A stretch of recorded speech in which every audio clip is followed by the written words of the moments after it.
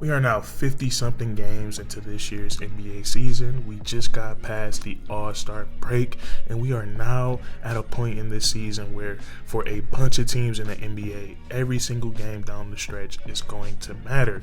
Whether it's a team trying to maintain home court advantage for a majority of the playoffs, whether it's a team trying to keep their guaranteed spot in the playoffs, which is the 6th through the 1st seed, and then we also got the teams from 10th through, really 11th through 7th place trying to get into that play-in tournament. So there's going to be a lot of teams fighting for something down the stretch of this season, and the Miami Heat are one of those teams. Now, they're 7th place in the Eastern Conference, and I think they're in a really good spot. They're at the top of the play-in tournament standings, and if they heat up, they can make a play and even get all the way to the 3rd seed in the Eastern Conference. Now, when it comes to these type of situations and we get down to crunch time in the NBA season, I don't think there's many teams that are better equipped for the Miami Heat than these type of situations. When it comes to schemes, when it comes to personnel, and when it comes to coaching, I think the Miami Heat, I think they are the ideal team for these type of situations. Now, before we get into what makes the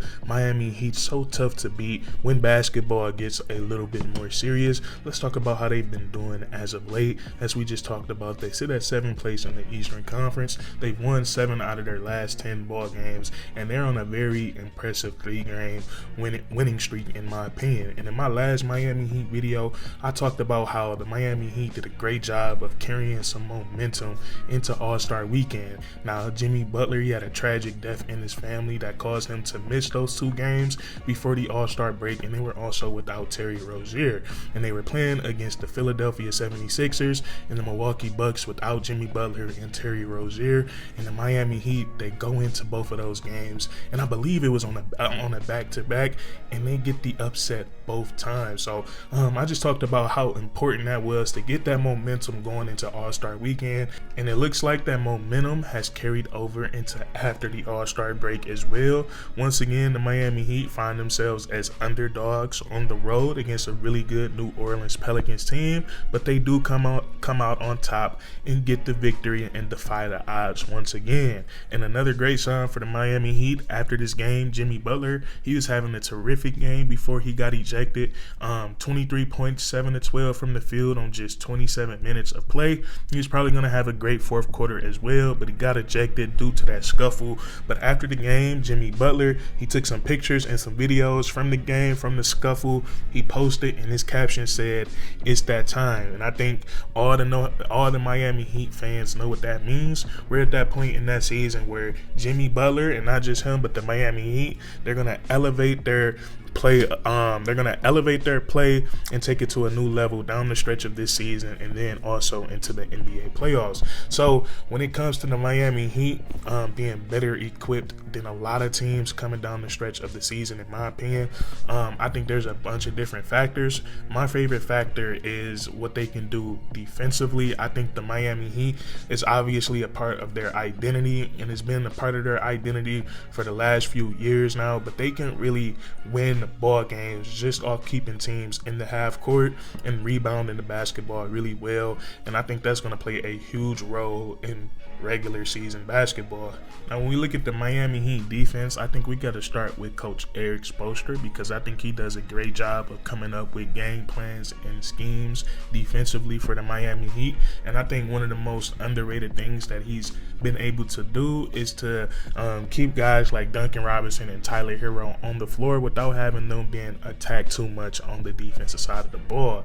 I think he's done a great job of implementing zones to keep the Miami Heat as one of the top defensive teams in the NBA, but also keep their guys that are a little bit weaker on the defensive side of the ball on the court. So I think Erik Spoelstra, he is a genius when it comes to that, just switching things up and doing the best possible thing to take away the opposing team's best player or their best way of scoring the basketball. And then also I think it helps when you have some really skillful players on the defensive side of the ball.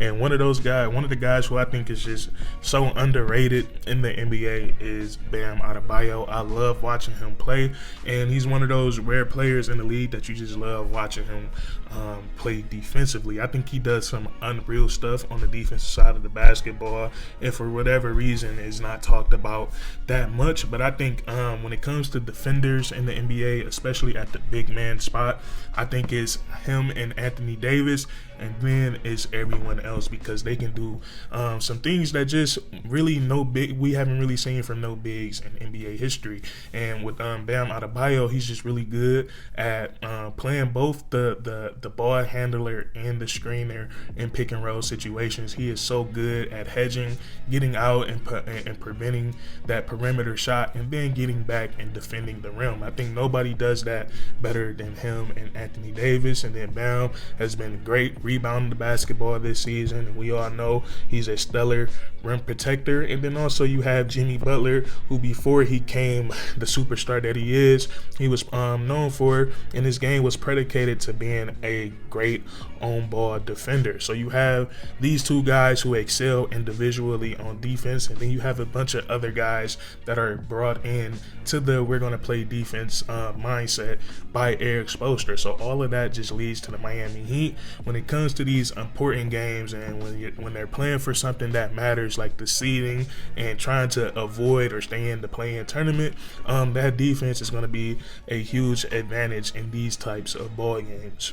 And another advantage that the Miami Heat are going to have over a lot of teams is that they have a top 10 player on their roster, and that top 10 player is Jimmy Butler. And I know when it comes to top 10 players in the NBA, whether it's by Bleacher Report, whether it's by ESPN, hell, even when it's by the fans on the internet, Jimmy Butler never gets put in that top 10.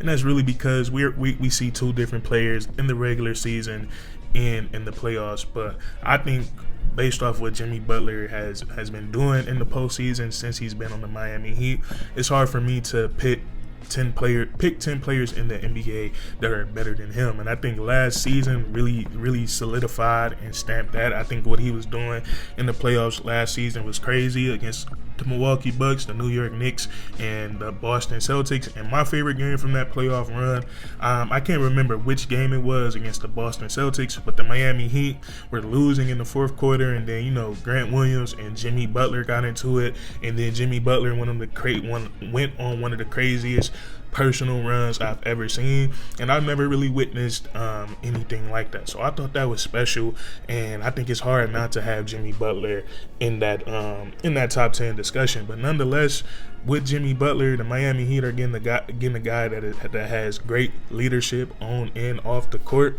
and then also he can take over a ball game on both the offensive and the defensive side of the ball, whether it's locking up the opposing team's best player, whether it's getting timely steals and forcing turnovers.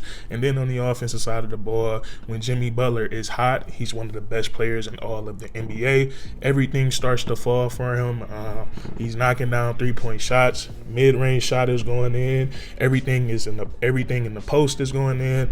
And then also when Jimmy Butler gets hot, his most unstoppable move is that punk fake. Whenever he's hot, it's like defenders always jump at his punk fake. So he's very fun to watch when he catches fire. And I think him being as good as he is going to put the Miami Heat at an advantage against a lot of their opponents going down the stretch. So those are really my two biggest reasons right there: Jimmy Butler, and then their ability to lock in at such a high level on the defensive side of the ball. And there's some other things to consider as well, is that the Miami Heat, this is a very experienced ball club. Coach Eric Spoelstra, Jimmy Butler, Bam Adebayo, Tyler Hero, Kevin Love, Duncan Robinson, a lot of these guys have seen these situations before, and they know how to handle this type of situation as far as competing down the stretch. And then another thing with the Miami Heat, they have a lot of depth on this team when we get outside of their best three players with Tyler Hero, Bam Adebayo, and Jimmy Butler. They have high quality role players. I know Terry Rozier is week to week with his injury right now,